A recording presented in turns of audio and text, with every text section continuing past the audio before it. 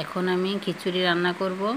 তার জন্য পোলাও চাল নিয়েছি 1 কাপ, সিদ্ধ চাল নিয়েছি 1 কাপ, মুগ ডাল নিয়েছি 1 কাপ, মসুর ডাল নিয়েছি 1 কাপ।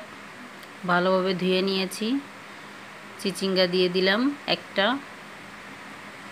আলু দিয়ে দিলাম 1টা, আর কিছুটা মিষ্টি কুমড়া দিয়েছি, কাঁচামরিচ দিয়েছি, রসুন দিয়েছি, পেঁয়াজ কুচি দিলাম, বড় বড় করে কেটে নিয়েছি। আদা রসুন জিরা বাটা দিয়ে দিলাম, লবণ দিয়ে দিলাম, ধনিয়ার গুঁড়া দিয়ে দিলাম 2 চা চামচ, হলুদের গুঁড়া দিয়ে দিলাম 2 চা চামচ,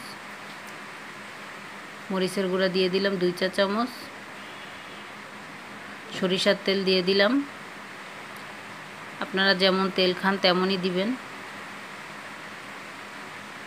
সয়াবিন তেল দিলেও হবে, কিন্তু সরিষার তেল দিয়ে রান্না করলে খুবই ভালো লাগে। এখন ভালোভাবে মাখিয়ে নিয়েছি, হাতে মাখিয়ে এখন দিয়ে দিলাম পরিমাণ মতো পানি।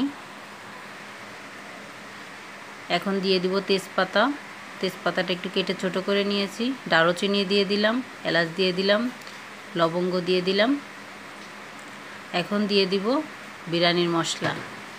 বিরিয়ানির মশলা দিয়ে রান্না করলে খিচুড়িটা সেই মজা।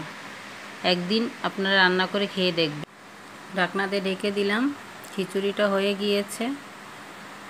দেখেন কত সুন্দর ঝরঝরে হয়েছে খিচুড়িটা। খেতে খুবই মজা হয়েছিল। খিচুড়িটা রান্না হয়ে গিয়েছে। এখন নামিয়ে নিব। আজকের মতো এখানেই বিদায় নিচ্ছি। আল্লাহ হাফেজ।